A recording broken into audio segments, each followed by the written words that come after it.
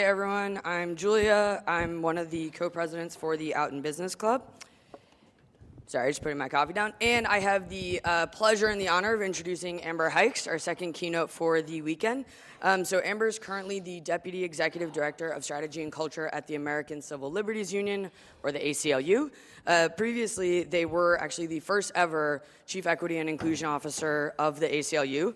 I met Amber over the summer. I worked for them on the Equity, Diversity, Inclusion, and Belonging team, and can say without a doubt that they are truly one of the most incredible, thoughtful, and compassionate leaders that I've ever met.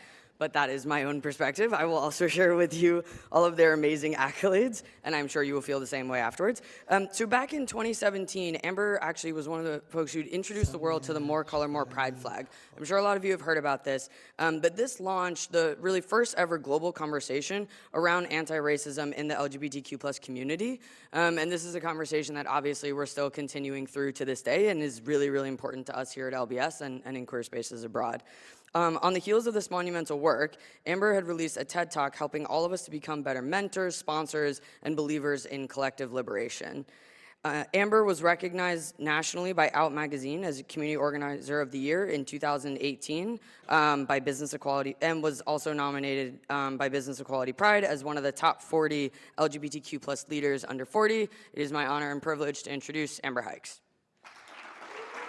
Thank you, friend. Appreciate you. Thank you. I'll get that in a second. Oh, hello, friends. How are y'all doing this Saturday morning? Oh, my friends, y'all know we got to do better than that. We are at EUROUT. We are here in person. We are queer and fabulous. I say good morning. Good morning. That's a little better. We'll work on it. We'll work on it. We'll work on it. My friends, I am so thrilled to be here. Like, truly, truly, truly. I want to thank Julia and Devin and Cameron and so many people that actually had an opportunity to connect with over the last couple of days. You all are just a fantastic group of folks, and I'm really excited to be here. I know people say that, but I really am actually thrilled to be here. And I really do. I love this town. I actually did a semester of undergrad, uni, as you all call it, here in London. I've had the opportunity to speak at Pride in London and UK Black Pride. I get back here whenever I can. And some of my best friends in the world I actually met in this city. So really thrilled to be here. And one of my favorite things to do is to talk to LGBTQ students and LGBTQ professionals and leaders. So like truly, truly on all kind of sides of this, I'm thrilled to be here. So my friends, we are here today and we are together right now to talk about showing up kind of as our authentic selves and how we can really imagine and create and envision and be expansive in our thinking about how we plan for our careers, right? And so that's one of the things I'm going to be talking to you about. And I want us to be thinking about how we can be expanding our horizons and imagining new possibilities about how we show up. And so I'm going to tell you right now, this session is going to be interactive. I'm going to be asking for your brilliance and some of your thoughts and your participation. So let's start with that right now. I want to make sure our tech is working. So yeah, fantastic. All right, you all. So you see this QR code. Everybody just kind of instinctively pulls out the phone, which I appreciate. So yes, you're going to grab your phone, go ahead, scan that QR code, and a website should pop up for you. And when you get there, I'm going to ask you, where are you repping? I want to know, who are you repping? What school, what city, what company are you representing? And as you all are populating that, I'll say that I split my time between New York and Philadelphia, and I am not in school anymore, haven't been in school for some time, but my alma maters are the University of Pennsylvania and the University of Delaware. So let's see what y'all are repping, and you can kind of, it'll populate for you. Brilliant. Okay, all right, let's see what we're talking about. All right, I knew we got a lot of LBS in here. Fantastic, representing King's College. I see Deloitte in Amsterdam and Bays, and we got India in the house. NYC, that's what's up. Quantic, what else am I seeing? Imperial College London. Okay, see you, Hong Kong, Canada, Madrid. Y'all are really from all over the place. Oh, it's still going. Chicago, okay, come on, Chi-Town. Melbourne, what am I missing? Oh, y'all are laughing. What am I missing? Mexico, which one? Houston, okay, H-Town, okay, Seattle, oh my gosh, all right, Cali, coast to coast, Oxford, Cambridge, Bermuda, all right, I'm jealous. Chile, you all are from all over, Tel Aviv, not Trump University, y'all too much, okay. I hope you're joking. Awkward if you're not. So I love that y'all are from all over the place. This is fantastic. We're gonna have a great conversation. No, y'all are cute. All right, so as Julia told you all, I'm the Deputy Executive Director of the ACLU, and as Julia reminded me last night, that means that I am now second in command and second in charge there. And I know that we're in the UK, so I don't know how familiar folks are with the American Civil Liberties Union, but we work in the courts and the legislatures and in our communities to defend and preserve the individual rights and liberties that are guaranteed to all people in the United States by the Constitution. And what we say all the time is that we believe that we, the people, truly must mean all of us. And so in my work, I help align the kind of nationwide strategy to support and protect trans rights and reproductive rights and voting rights and so much else. And we do racial justice work, and we do work to end mass incarceration, and we kind of cover the waterfront is the way that we talk about it. And so I'm really proud to say, and especially because this is like a family crowd, and by that I mean, you know, like family, that I'm the first Black, queer, non-binary person to do this job in the ACLU's 102-year history. So we're trying to make some, yeah. Thank y'all, I appreciate that. And so that's a little bit what I do now, but I spent the vast majority of the beginning of my career on college campuses and working with students. And so I get really excited about being able to kind of come back and do that work. So my friends, that's a little bit about me, but I want to learn a little bit more about you all and who we have here with us today. So as I mentioned, the session's going to be interactive, and so we're going to get to another one. There we go, fantastic. I said before that we're going to be digging in about your careers, your purpose, your identity. And so just like the work that we're going to be talking about, this session is going to require your engagement and your participation and your brilliance. So I want to know, in terms of your career, kind of where are you right now? And I know it's a complicated question, but you see here I'm trying to kind of deeply oversimplify it. So tell me, when it comes to your career, are you certain that you know what you want to do and how you're going to get there? Do you know what you want, but you're not quite sure about the path? You're not sure what you want to do, you're kind of still deciding, or I have no idea what I want to do with my career. And I know that this is oversimplifying. Many of us are kind of somewhere in between these places, but I'm just trying to get a general sense of where folks are. All right, I'm gonna let you all go ahead and populate. No, it's all good. Let's see, I can, and you all can probably see the results a little easier than I can, yeah. All right, fantastic. Oh, all right, got a confident bunch here. I like to see it, okay. But no, that sounds right. I'm not sure what I want to do. I'm still deciding, that's what's up. I know what I want to do, but I don't know the path there. I'm certain I know what I want to do and how I'll get there. And then we have about 3% and I have no idea, no idea. Okay, this is super, super, super interesting. I love that we have a really solid cross-section here. And I'm gonna let just a few more people, if you all wanna go ahead and respond. This is great. Here's what I'll say, you all, is that it's a gift to me that we have such a cross-section, because we have people that are joining us with a vast kind of array of experiences and who are at different stages of their careers and their journeys. And for me, I'm always learning new things about my own path and my own plans when I'm engaging with folks who are still kind of deciding on theirs. So I want to remind us of something that you all already know, which is that our journeys and learning really is not linear, right? No matter if you checked off how you're feeling today, like I want you to know that the wisdom that you're carrying right now, the wisdom that exists only for those of us who are kind of mid-process, is valuable and transformative. So I appreciate you being here no matter where you are with your journey. And so I want to remind you all that what we're going to be talking about is how we can be expansive as we think about our careers and how we can expand our horizons and imagine new possibilities.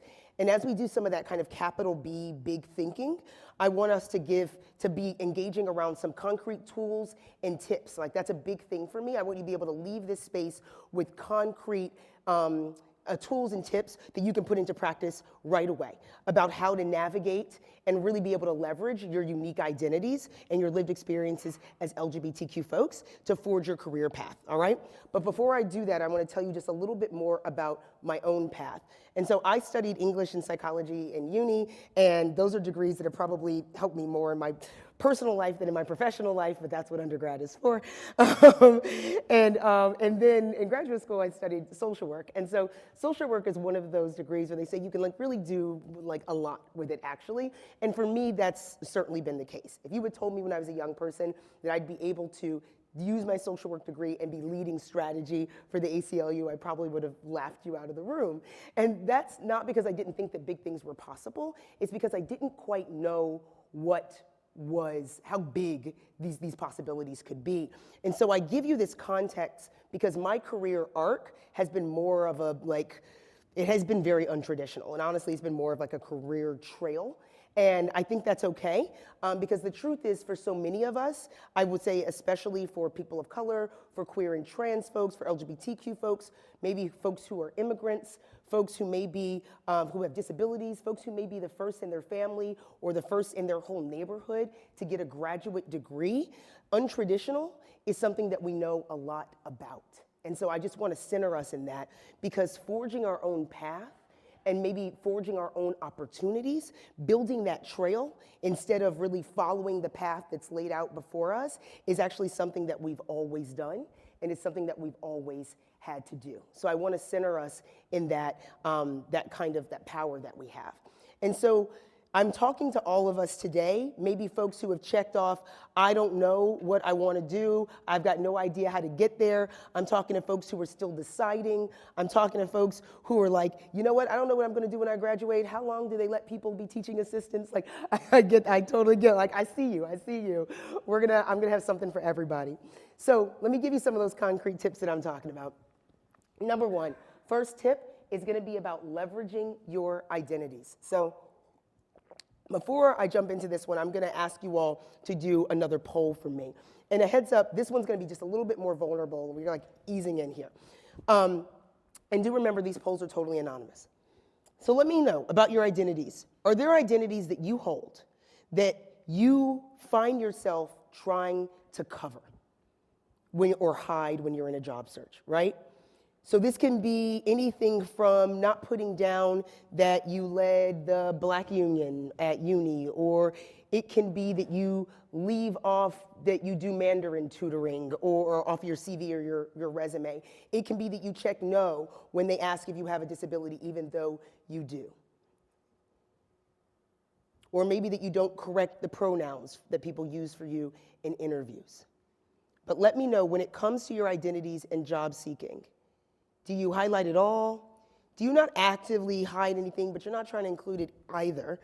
Do you intentionally leave parts of your identity out in order to get a job? Or is this something you haven't really thought about?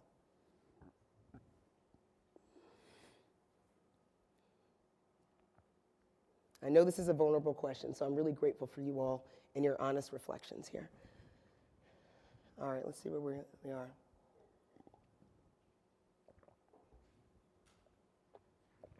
Okay, about a little over half of folks saying they don't actively hide anything, but they don't try to include it either. And I understand, I totally understand that. That resonates a lot. I highlight it all right? Folks just out here showing up. I intentionally leave parts of my identity out in order to get a job, and then about 2% and I haven't thought about this. All right, you all, I want to name something here. Some of us, I just want to name, especially for the top, the top one there, I want to be very clear that some of us are not able to feel like we can highlight it all. I just want to name that. And that's because, I'll just be honest, racism exists in the job process, homophobia, transphobia, misogyny and sexism, ableism exist in the process all the time. And so I want to name that. I want to say that these are very real, very ever-present factors. And if that's top of mind for you, I want you to know that I understand where you're at. And I'm not going to be the one that's telling you up here that it's always going to be safe to bring your full selves to an interview process or to a job. I'm not going to do that, right? Because especially with all of these identities, I get that it's not always safe. But what I want to do is offer another lens. And I want to help us reframe and see where we can show up for ourselves more authentically. Because I want to remind you that your lived experiences will be one of the most valuable things that you can ever bring to a workplace. And every single employer that is worth working for, they know that. They know that. And so if you assess that it is safe, and let's be clear, like queer people are really good at assessing risk, and that's a whole nother keynote, but we are. And so if you assess that it's safe, I'm going to encourage you to bring your identities to the front of the room. And so what do I mean by that? I mean, showcase your cultural identities in your resume. Name them directly in your cover letter. Bring them up in the interview. If you're an Asian woman who's applying for a job and there's a senior Asian woman at that company, reach out to her, send an email, ask what the culture is like. Take that risk. Ask for some advice. If you're trans or non-binary and you find out that the place you're applying for has an LGBTQ employee resource group, find out what kind of LGBTQ advocacy that company or organization has supported, right? Talk about how you're an expansive thinker. Talk about how you can actualize possibilities that were not even heard of 2 generations ago, right? How you're exceptional at assessing risk. Listen, I know it is not always safe to show up as our full selves, but I also know that those of us who have marginalized identities can tell when it is safe. So when it is, I'm going to ask you to trust your instincts and lean into that lived experience. And then whenever you can, whenever it's safe, leverage those identities. And I want you to be thinking about your unique and intersectional identities because what makes them a strength is really important. And then you can bring those specifics into an interview. Because the truth is that if you're highlighting who you are and what you bring, and that doesn't sit well with that interviewer or that company, then that's not where you need to be. And you need to know now. You need to know now. Because you and who you are, that's going to bring you to the top of the pools that you need to be in. It's going to bring you where you need to be, or it's going to let you know what kind of employers and what kind of organizations, what kind of companies may be harming or damaging who you are, right? So showing up as your authentic self is going to be really important. So leverage those identities when you can, all right? That's number 1. Number 2, find your people. My friends, I cannot emphasize this enough. Find your people. None of us can do this alone. Absolutely none of us. And so I'm not at the beginning of my career. Don't let this melanin fool you. We know the black don't crack, but I am not a young person. I am not a very young person. I've been working for 25 years and I've been out of school for 13. And I will tell you that my people are the only reason that I can do what I do. I have an internal group of black women and non-binary folks at the ACLU, and we meet monthly off the record just to show up and validate each other. I'm part of an external group of black women, non-binary folks, and we meet like really, really off the record to get real. I have a mentor that I meet in person with every month, and I've got 3 mentees that I meet with even more regularly than that. I have a work wife, a work husband, a work spouse, and I have a group of leaders at other nonprofits that I meet with every other week. I got a group of friends at work who I know are rooting for me, and they'll show up at 6 p.m. with a bottle of bourbon at my office door, and they'll also tell me when I'm getting it wrong, right? They'll also tell me when I'm messing it up. Friends, I am 25 years into my career. And I have people that I can lean on every single day. I say this because you have to find your people. You may be able to do it without them, but you don't have to. You don't have to. And I know that there's some people that are nodding right now, but I can also hear the, yeah, but how, right? I can hear that. I can hear that. And so I'm going to get into the weeds here since we're at the London Business School. I don't know if you all know this like old business rule that it is cheaper to retain a customer than to find a new one. You all know this concept, right? Cheaper to retain a customer than to get a new one. It's the same thing when we're talking about the people in our career journey. It's the same thing. So keep your connections. It is much, much, much easier to have a career that's filled with your people if you maintain those connections. So don't lose touch with your cohorts, right? Like, don't lose touch with these folks. Make it your job to send updates every year to faculty who supported you. Be that person who congratulates a peer on their accomplishments, right? Like every time you see that LinkedIn update, like be that guy. Keep those connections. And of course, make new ones. Of course you have to do that. And what that looks like is maybe joining an employee resource group when you have an opportunity, obviously student groups. It may look like starting one if it doesn't exist, right? It may look like finding someone who shares your identities and asking them out for coffee. Like, look, I know these things feel basic, but I also know how many of us don't do these things, so I think it's important to name it over and over and over again. Because here's what I know, that we are happier at work, we're more productive when we feel like we have people that care about us there, right? That's what keeps people at a job. And so there's a lot of advice out there about what you should do in your first 90 days, but trust me, add to that list, put at the top of the list to find your people. And I'm gonna go to number 3 right now, but it's all connected, all of it's connected, because the third one is to find a mentor, or better yet, a sponsor, right? And I know you all know about this.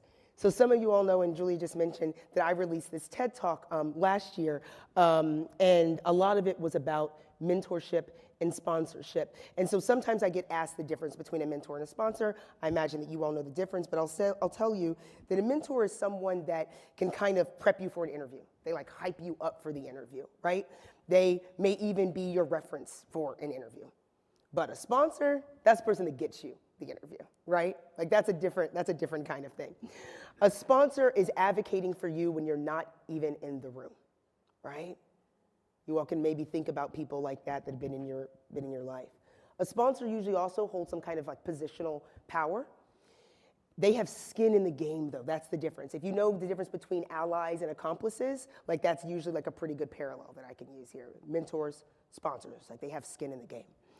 So they are harder to find, sponsors are, but it's worth it to look out for someone and be brave in asking someone to be your sponsor, be your mentor. You would be surprised, you will be bowled over by how often the answer is yes, all right? So in that same TED Talk, I talked about the importance of lifting while you climb. And the heart of that talk was about getting mentors and sponsors to raise their hands to pick up this work, but I need all of us to also be accessing them.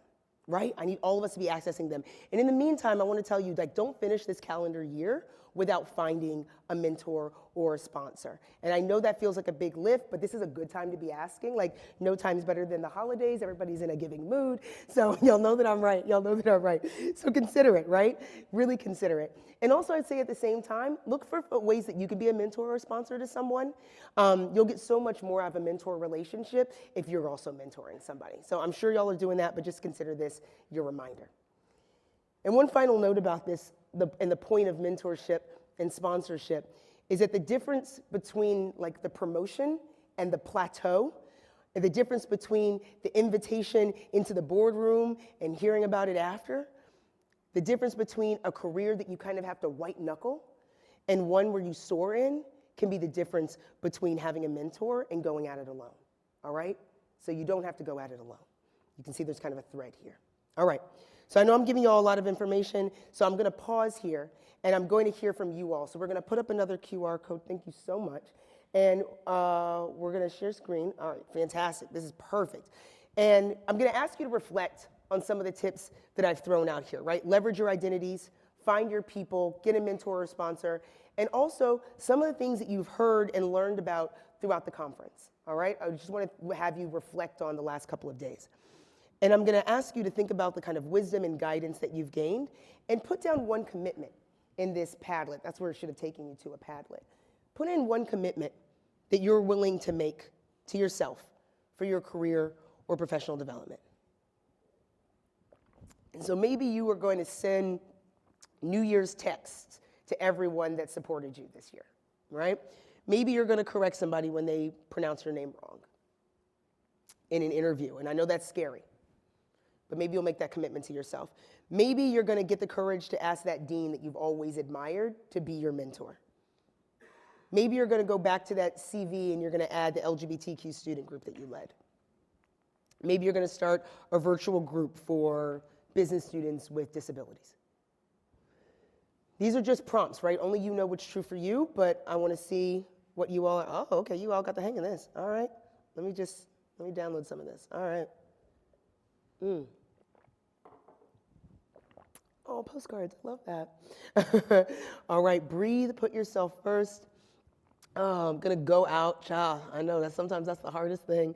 Find a mentor, lift others as I rise, actively seek out a sponsor. Oh my gosh, ask for more sponsorships. Place my trans identity, y'all are, that was, where did that, I think I saw, ask Amber Hicks to be a mentor, y'all funny. I love that though. Make a conscious effort to maintain my network, keep my connections, start mentoring students who work part-time. Always prioritize my mental health, y'all. I told you I was a social worker, so I just have to lift that one up. Thank you for saying that. Connect with colleagues from previous jobs over the holidays. Send updates to network at the beginning of the new year. Be myself more. Y'all are getting it. Okay, so maybe y'all are listening. That's what's up. There it is. Place my trans identity at the forefront. I love it. Find a mentor or two. Organize an LGBTQ conference at my uni. Find my people. Oh my gosh. Connect more with the girl who acts as my sponsor. Get her a Christmas gift. I love that. And you all see when you use Padlet that you can kind of, you can like other people's comments and lift them up. Oh, this is brilliant. Cherish my people and relationships within the org. Take the time to plan my career and think about how my connections could help me. You all, this is so inspiring. We may come back to this, but I just want to remind you all, like you'll have this link on your phone. You can like kind of copy the link and place it in like a notes app or something, because I want you to reflect back on this and find inspiration for yourselves kind of throughout the year.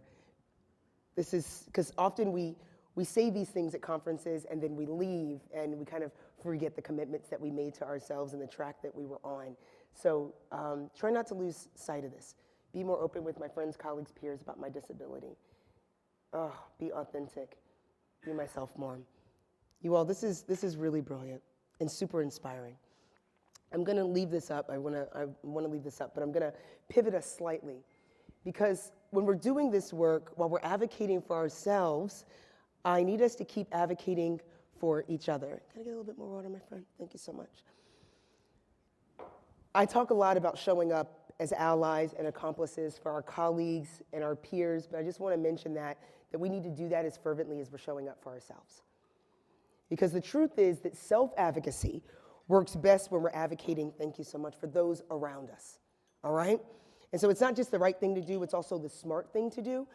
And you know that phrase that businesses that do good do well, right? Businesses that do good, that do well. It's the same thing with each of us. So I'll tell you what I'm talking about. Allyship. And when I'm talking about allyship, I'm really talking about advocacy in this context. Allyship is critical to finding your people. It is absolutely critical to finding your people. If you've seen that meme, like allyship is my love language, that very much resonates for me. I know who my people are when I see how they show up for others who are different from them, right? And I know I see some folks nodding, y'all know what I'm talking about. You will find your people faster when you're showing up as an ally, my friends. So allyship, and I'm talking about kind of advocating for others who hold identities that are different from ours, will make us better at advocating for ourselves. Truly. Advocacy is a muscle, and so as we build it up, it's the more that we can use it. So I'm going to transition us from self-advocacy that I've been talking about for the last bit here and transition us to advocacy for others. For a few reasons. Because one, at this time in really our world's history, we have got to be showing up better for other folks. That's just period, full stop, right? And number two, I genuinely and deeply believe that advocating for others will make you a better advocate for yourself. So I gave you 3 tips, and I love that some people are like taking a picture of this Padlet. It really is quite beautiful. And like leave it to queers to like find a way to make things colorful. Love that for y'all. Nobody is surprised. So I gave you 3 tips for self-advocacy, and I believe in equality. So I'm going to give you 3 tips for advocacy for others. And the first one in the advocacy for others is to bring someone new to the table, right? Bring someone new to the table. Some of you may know that old saying that if you're not at the table, you're probably on the menu, right? Have you all heard this? Child. And so, again, that's another keynote. But I want you to ask yourself, right? If I'm not at this table, will I be on the menu? And if the answer is no, make sure someone else who needs to be at that table is there. And that may seem like a big lift, especially when we're students, right? But I truly believe that we can do this wherever we are. Because maybe your table is like a multinational corporate board, or maybe your table is access to internships or a study group. Maybe your table is a happy hour child. I don't care. It doesn't matter. In fact, it actually all matters. It all matters. Bring someone new to the table, all right? Bring someone new to the table. And I'm going to say something that's a little bit more controversial because I think that y'all can handle it. I need you to think beyond just inviting someone to the table that wasn't there before. Sometimes there aren't more seats at that table. And in those moments, we need to reflect on ourselves, reflect on our identities, reflect on what kind of privileges we may be holding. And it may be necessary to get up and give our seat, right? And I know that's a whole nother conversation. That's the tough work. That's the hard work. But for some of us who have more power and privilege, be looking for times, opportunities that you can get up and give your seat to someone who has more marginalized identities than you, all right? Bring someone new to the table. Number 2, I want you to practice speaking up as an ally, or better yet, as an accomplice. This is probably not the room where I have to tell folks this, but I do try to scream this from the rooftops wherever I am. At the ACLU, we have a training on upstander intervention, and folks are probably familiar with the concept of bystander intervention, upstander intervention. And so we teach our colleagues how to speak up when they see an injustice or they see a microaggression, right? Or somebody that's experiencing inequity. And the training is really fantastic, but the deal is that we can intervene wherever we are.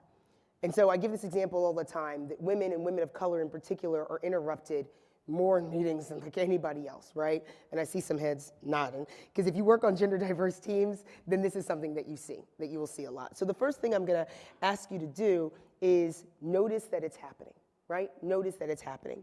Because truly, like, this happens all the time. And so after you notice that it's happening, you can engage in an intervention. And there's ranges of intervention. Intervention can look like saying, hey, Bet, I think Tina might have interrupted you. Bet, can you repeat what you were gonna say? Or it could just be saying, hey, Bet, I missed what you were gonna say. You could just be giving Bet back the mic, right? Or you can call out what you saw. There's a range of opportunity that's in there. But what it's not is waiting until after the meeting and going up to Bet and being like, oh, God, Tina interrupts you all the time. How rude, right? Like, that's not helpful. That's not helpful to Bet. It's not helpful to Tina. It's not helpful to anybody, right? So look for ways, and I appreciate that one or two of you all got the joke. It's an old school reference. But be on the lookout, right? Be on the lookout for ways that you can intervene. And then, of course, chime in, step up, intervene, all right? I think that was tip number 2. The third tip is clean your house first. And this is my favorite tip. It's the most important tip. Clean your house first. When I talk to folks and I tell companies and teams and organizations and ERGs and BRGs and CRGs to focus on inclusion, one of the first things they do is they kind of like look around, like their student group, their company, whatever it is, and they start noticing something, right? They notice that it's either very white or very male or very straight or something that's more like homogeneous than they'd like. And then the next thing they do is they start recruiting, right? They start on those recruiting campaigns. And look, I appreciate that. I appreciate the drive and desire to diversify your team, but I'm gonna ask you to clean your house first before you invite company over, okay? Y'all know what I'm saying? Oh, I see the head nods now.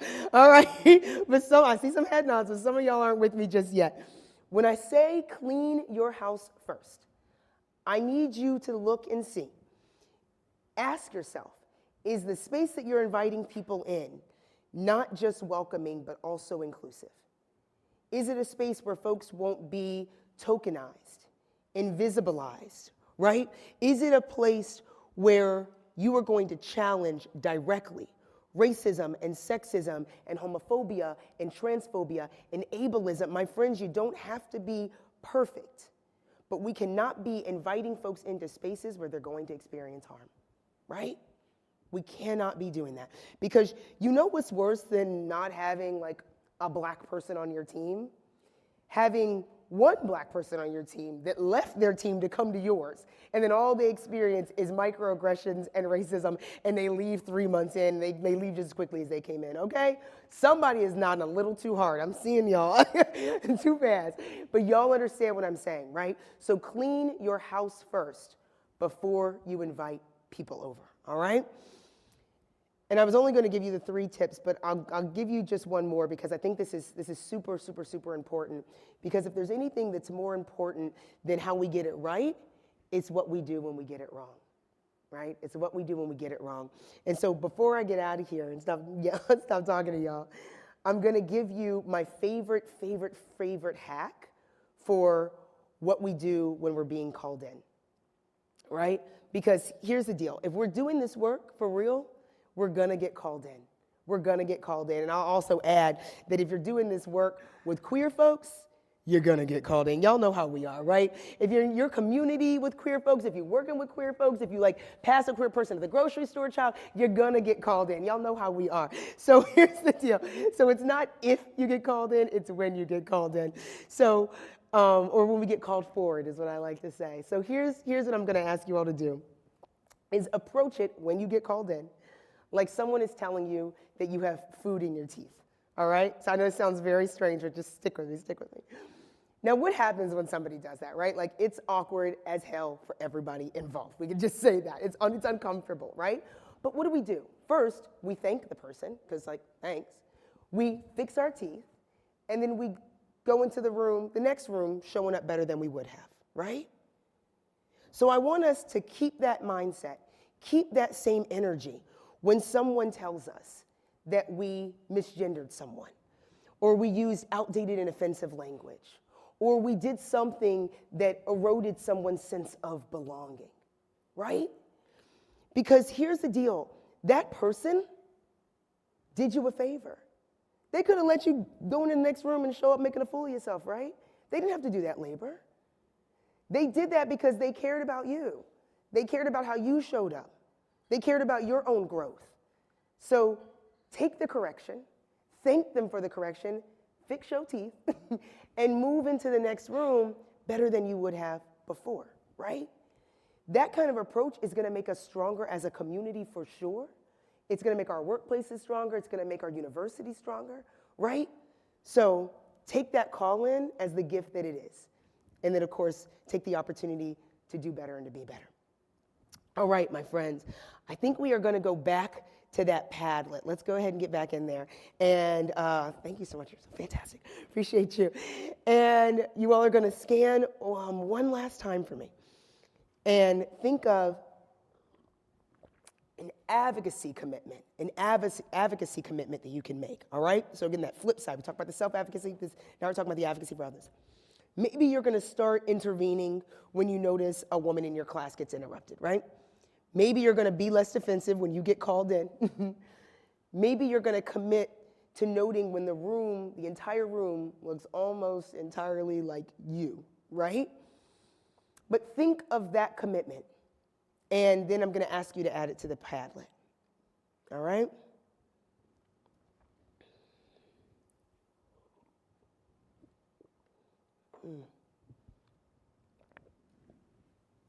It's so hard to track. I should have done an additional one. All right. Educate my cohort on how we can be more inclusive. Be proactive to intervene. Invite someone to the table. Practice speaking up. Continue telling people when they have food in their teeth, good looking out, good looking out. I'm telling you, it just makes our communities better. Commit to making a welcoming environment. Call out when the room is dominant by straight white women. Ooh, child, y'all trying to have a different conversation. I commit, that's a different conversation. But it is also the same conversation. Bring new people into the conversation and space. Interrupt the interrupter. Okay now, all right. Be proactive. Be an active bystander. Advocate on behalf of my direct report to help her grow, take on more responsibilities. That's what I'm talking about. Talking about some real sponsorship here. Step aside from the table. Okay, somebody heard the message. All right. Advocate for creation of LGBT resource group in my banking. Oh God, that'd be so fantastic. Ensure that someone has an opportunity to dance. I love that. I love that. And by that, I'm understanding that as like shining. Take the feedback. Call things out. Bring more allies. You all have got it. You all really, really, really got this. Please keep populating this because I get to hold on to these as well, and they continue to inspire me. Be proactive. I don't know if I said that. Say thank you when called in. Like truly, it's a gift, y'all. It's really a gift. They can let you go forward looking a fool. I'm so inspired by these commitments, you all, that you're making to yourselves and to each other. I'm just going to say, as you gather up your notes from the conference and you get back to your day-to-day work, and please keep populating, I want to remind you that we don't leave our legacies like at the end of our careers. We leave them at the end of every single day. Like every day we have an opportunity to advocate for ourselves or to believe what we've been told, right? Every day is a choice to give in to imposter syndrome or to stop gaslighting ourselves and believe what's actually true, which is that we are powerful, we are smart, we hold the capacity to make our worlds better every single day, especially as queer folks, child, right? Everybody is welcome. So, my friends, I could stay up here and talk to y'all all day, but before I catch this flight back to New York, I want us to build a little bit of culture together in this moment. And so this truly is going to be the last QR code. Truly promise. And I want you to write just one word that describes how you're feeling about your own allyship right now, because we did end on kind of how we can be allies and we can be advocates for others. So one word about how you're feeling about your own allyship right now. And so it's going to be a word cloud. And of course, as folks put in the same word, the bigger we're going to see it. And so maybe right now you're feeling hopeful. Maybe you're feeling inspired. Child, maybe you're feeling overwhelmed. I threw a lot at y'all. Oh, wow, that's fantastic. This is great. I just want to say, like, if you are feeling overwhelmed, that is totally legit. I gave you a lot of information, and also this work is hard. So I get that.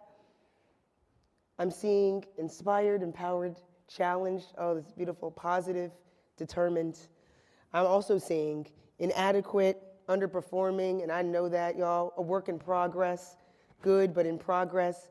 Y'all, this is such a journey. So I appreciate y'all. I want to say that we can hold space for all of this. About all these things can be true at the same time.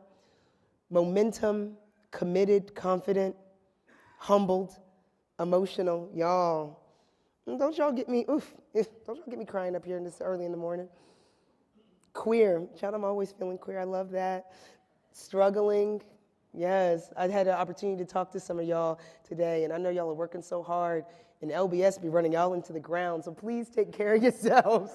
Please, I don't know how y'all, I'd be on the struggle bus this early on a Saturday morning. So please take care of yourselves. Aware is what I'm seeing. I want to invite you all while this is being populated, and I've seen some of you all do this, take a picture of this. This work is really hard. Business school is really hard. When you're feeling overwhelmed or isolated, like come back to it and remember, what do y'all love it? Good. I like that it's so big, which means like people actually counted the O's. And y'all are fools. That's great. Y'all are too funny. Come back to it and remember this room. Like remember this room that's filled with queer folks and allies just like you who are making transformative change in their world, in the business world, every single day. Remember how good you felt. I'm so inspired by this, you all. I'm gonna leave you with one other thing before we do a little bit of Q&A. And some of you may know this story, but there was, in 1965 in the United States, there was this rabbi that went to Alabama to follow Dr. King in his marches in Selma.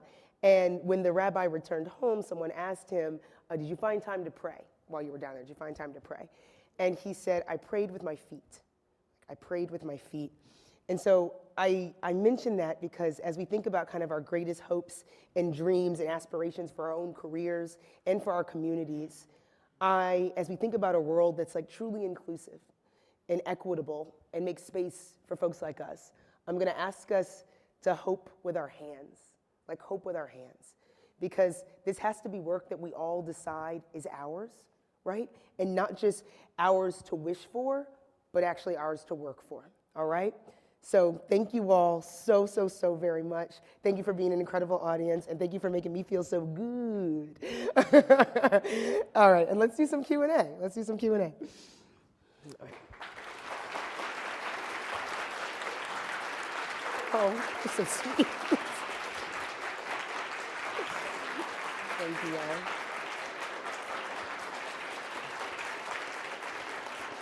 Wait, while y'all are standing, let me get a selfie with y'all. Let me get a selfie. Ah, this is so cool. Hey! Y'all are so cute. Appreciate that. Thank y'all.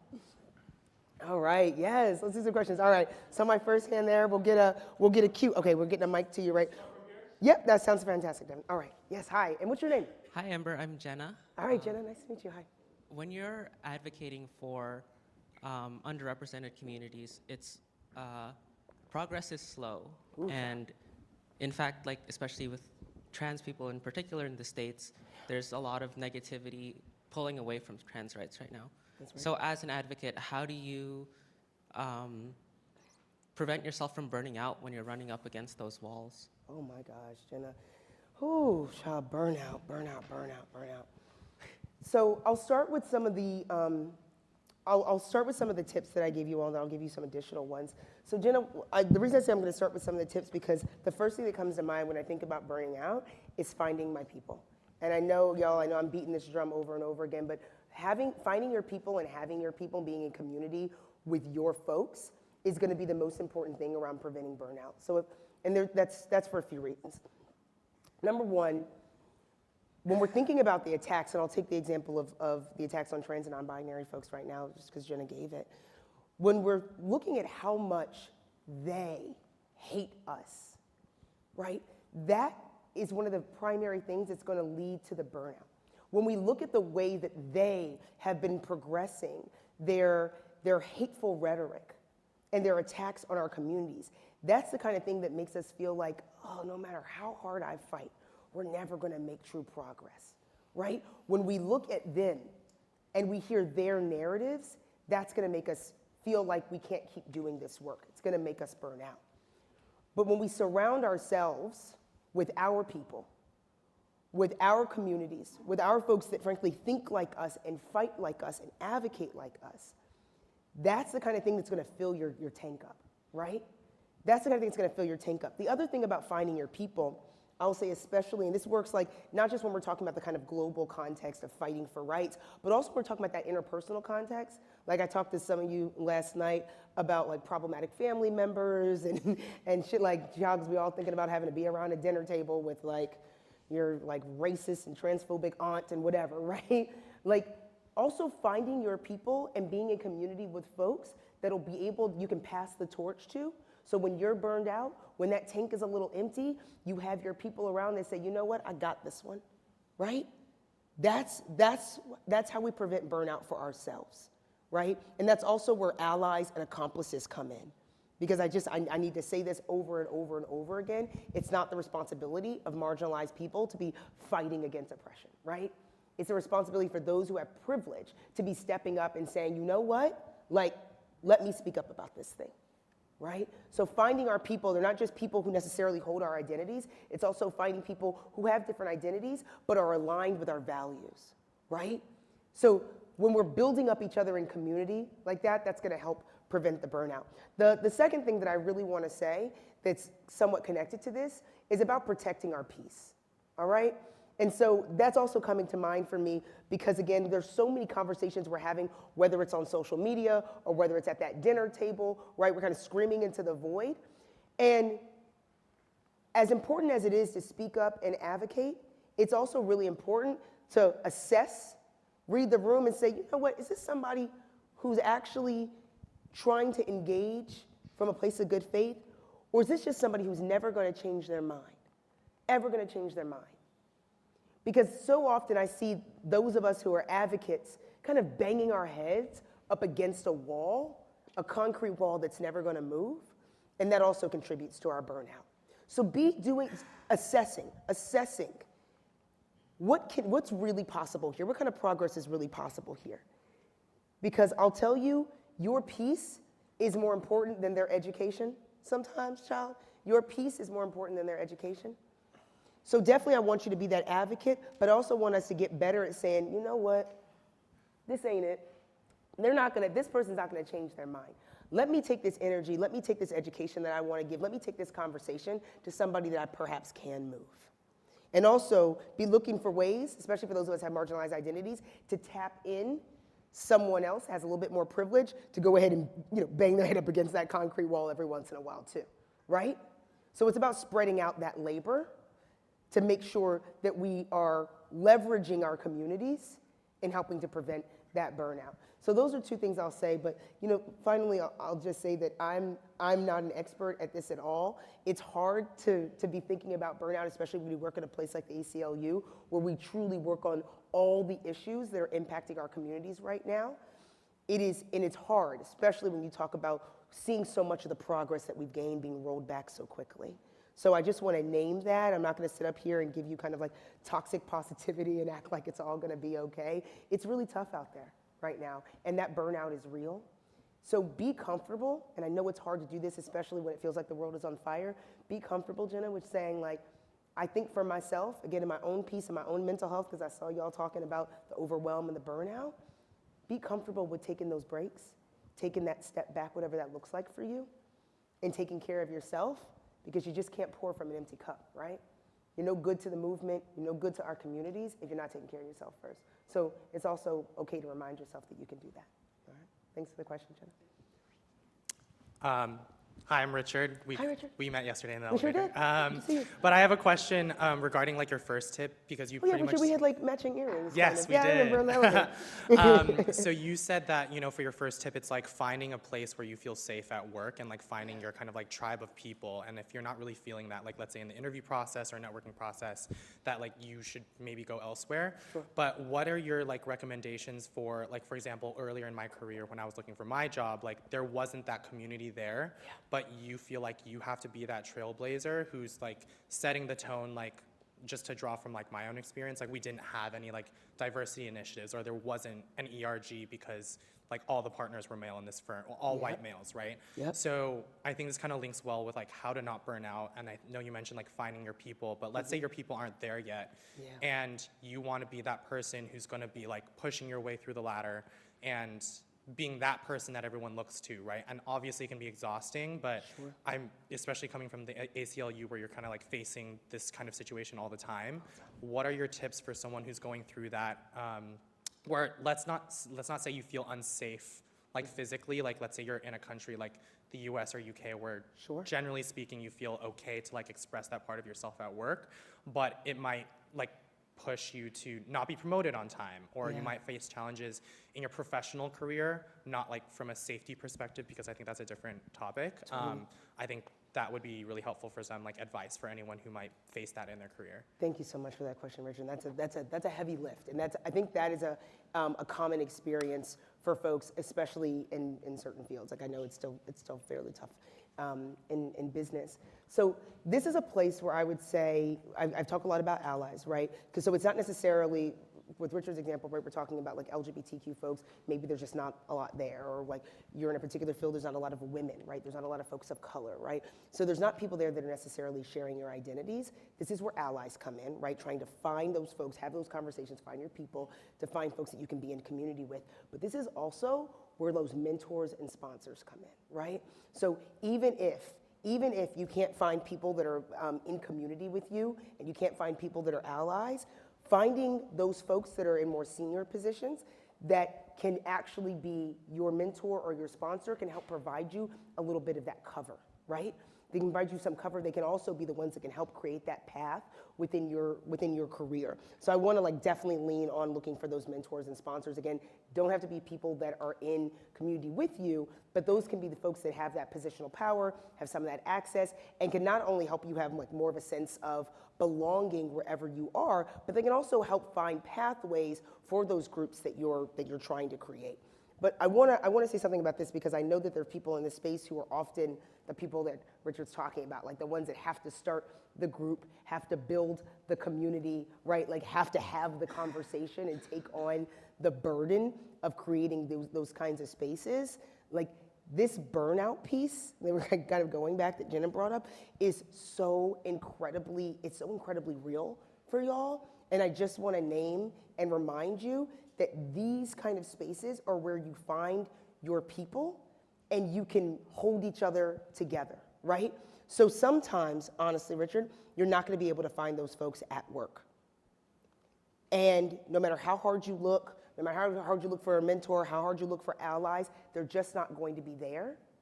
So, and maybe you're not in a position to leave and say, I'm gonna go find another place that suits me better. I wanna name that that's a reality as well. Look outside of work, because work doesn't have to be your everything, and in fact, it shouldn't be, right? So if it's not filling up your cup, and you also aren't in a position where you can leave, look outside of that space to find your community, okay?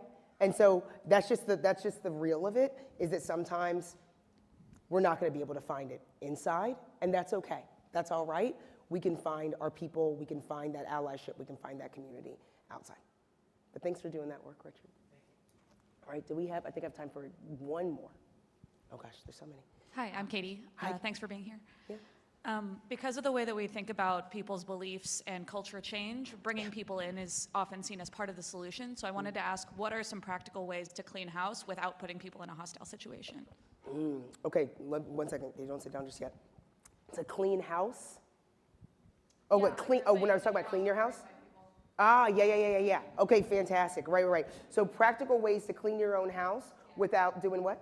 Without bringing people into a hostile situation. Oh, great, fantastic. Depends on the house first. It really does, right? Because if your house is like your study group, right? That's a different thing than like your house is your company, right? So it really does depend on what we're talking about. But the first place you start is straight up with yourself. Like you just have to start with you.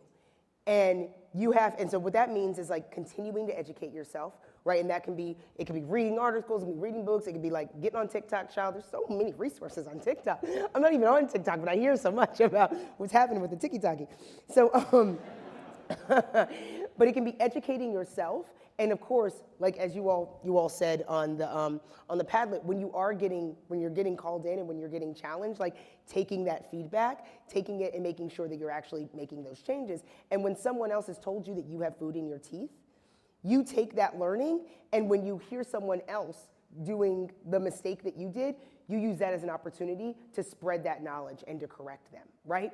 But I want to start us with ourselves, because so often I feel like as advocates, right, as folks who want to be doing the right thing, we're so ready to call everybody else out. We're so ready to call everybody else in, and it's like, oh baby, you got some work to do here first. And so I want to invite us to start here with cleaning our own house and being really open to the critique, being open to the feedback, being open to the ways to do better. So that's where you start. The second thing is, if we're talking about whether it is your study group or it is your whole company, I would say that one of the best ways that you can clean your house is actually upstander intervention, like I was talking about. And it can be something as wide as a training and making sure everybody knows how to stand up, or it can start to be like familiarizing folks and getting them more comfortable with being called in, with having the intervention. And that way you're creating a culture where people feel comfortable. It's a culture really of like psychological safety is what we're talking about. You're creating a culture where when these microaggressions happen, when these inequities happen, folks feel comfortable, one, saying, hey, I want to call something in, I want to pause us, right? I want to pause this here. I think something happened. Folks feel comfortable being able to speak up and say that without worrying about blowback.